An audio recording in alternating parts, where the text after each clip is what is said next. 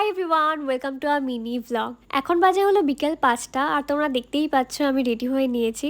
তো আজকে হলো নির্ভীকের বার্থডে, সো আমরা সব ফ্রেন্ডসরা মিলে ঠিক করেছি যে ওর জন্য একটা কেক নিয়ে যাব।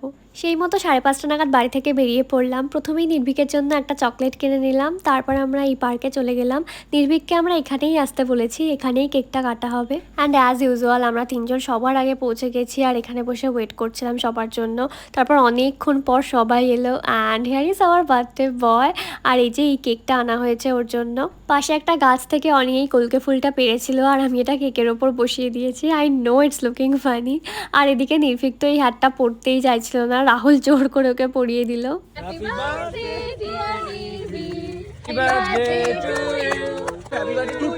কেক কাটার পর আমরা এই রেস্টুরেন্টে চলে গেলাম, নির্ভীক আমাদের বার্থডে ট্রিট দেবে।